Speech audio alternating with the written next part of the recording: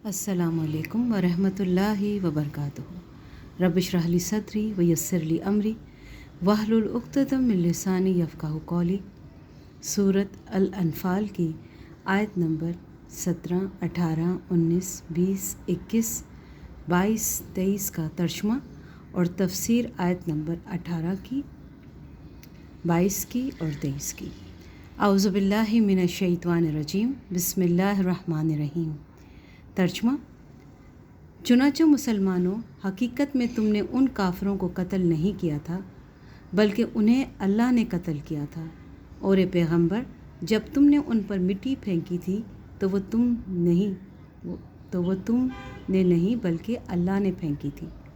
और तुम्हारे हाथों ये काम इसलिए कराया था ताकि उसके ज़रिए अल्लाह मोमिनों को बेहतरीन अजर अता करे। बेशक अल्लाह हर बात को सुनने वाला, हर चीज़ को जानने वाला है। ये सब कुछ तो अपनी जगह, उसके अलावा ये बात भी थी कि अल्लाह को काफिरों की हर साजिश को कमज़ोर करना था। ए काफिरों, अगर तुम फ़ैसला चाहते थे तो लो, अब फ़ैसला तुम्हारे सामने आ गया। अब अगर तुम बाज आ जाओ तो ये तुम्हारे लिए ही बेहतर होगा। और अगर तुम फिर वही काम करोगे जो अब तक करते रहे हो तो हम भी फिर वही काम करेंगे जो अब किया है। और तुम्हारा जत्था तुम्हारे कुछ काम नहीं आएगा, चाहे वो कितना ज़्यादा हो। और याद रखो कि अल्लाह मोमिनों के साथ है। ए ईमान वालो, अल्लाह और उसके रसूल की ताबादारी करो और उस ताबादारी से मुँह न मोड़ो जबकि तुम अल्लाह और उसके रसूल के अहकाम सुन रहे हो। और उन लोगों की तरफ ना हो जाना जो कहते तो हैं कि हमने सुन लिया, मगर वो हकीकत में सुनते नहीं हैं। यकीन रखो कि अल्लाह के नज़दीक बदतरीन जानवर वो बहरे गूंगे लोग हैं जो अक्ल से काम नहीं लेते। और अगर अल्लाह के इल्म में उनके अंदर कोई भलाई होती तो वो उनको सुनने की तौफीक दे देता, लेकिन अब जबकि उनमें भलाई नहीं है, अगर उनको सुनने की तौफीक दे भी दे तो वो मुंह मोड़कर भाग जाएंगे। ए ईमान वालो, अल्लाह और रसूल की दावत कबूल करो जब रसूल तुम्हें इस बात की तरफ बुलाए जो तुम्हें ज़िंदगी बख्शने वाली हो। तफसीर। जंग बदर के मौके पर जब दुश्मन पूरी ताकत से हमला करने के लिए चढ़ा चला आ रहा था, उस वक्त हज़रत सल्लल्लाहु अलैहि वसल्लम अल्लाहुम्मा सल्ली अला मोहम्मद ने अल्लाह ताला के हुक्म से एक मुट्ठी में मिट्टी और कंकर उठाकर दुश्मन की तरफ फेंके थे। अल्लाह ताला ने वो कंकरियाँ दुश्मन के हर फर्द तक पहुँचा दी जो उनकी आँखों वगैरह में जाकर लगी, और उनसे लश्कर में अफरा तफरी मच गई। ये उस वाक़े की तरफ इशारा है।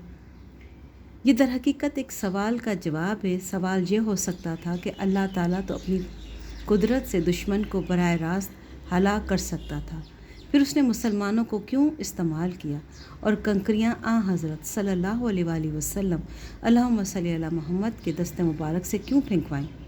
जवाब ये दिया गया है कि अव्वल तो अल्लाह ताला का ये दस्तूर है वो तकवीनी अमूर भी किसी ज़ाहरी सबब के ज़रिए अंजाम दिलवाता है, और यहाँ मुसलमानों को इसलिए बनाया गया है कि उनको अजर व सवाब हासिल हो।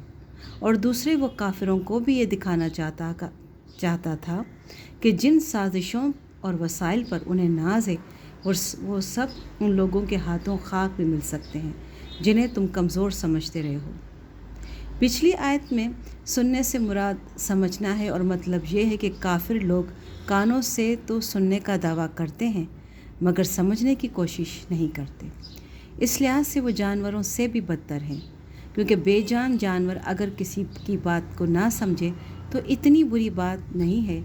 उनमें ये सलाहियत पैदा ही नहीं की गई है और ना उनसे ये मुतालबा है, लेकिन इंसानों में तो समझने की सलाहियत पैदा की गई है और उनसे ये मुतालबा भी है कि वो सोच समझ कर कोई रास्ता अपनाएं।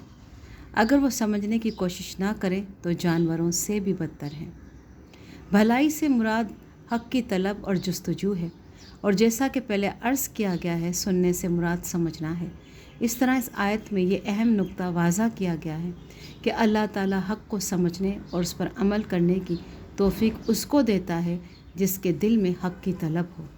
अगर किसी में हक़ की तलब ही ना हो और वह गफलत की हालत में इस तरह ज़िंदगी गुजार रहा हो कि बस जो कुछ मैं कर रहा हूँ ठीक कर रहा हूँ और मुझे किसी से कुछ सीखने की ज़रूरत नहीं है, تو اول تو وہ حق بات کو سمجھنے ہی سے محروم رہتا ہے، اور اگر سمجھ بھی جائے تو اس کا نوٹس ہی نہیں لیتا، اور حق سے بددستور منہ موڑے رہتا ہے۔ اس مختصر جملے میں بڑی عظیم حقیقت بیان فرمائی گئی ہے۔ اول تو اسلام کی دعوت اور اس کے احکام ایسے ہیں کہ اگر ان پر تمام انسان پوری طرح عمل کرنے لگیں تو اسی دنیا میں وہ پرسکون زندگی کی ضمانت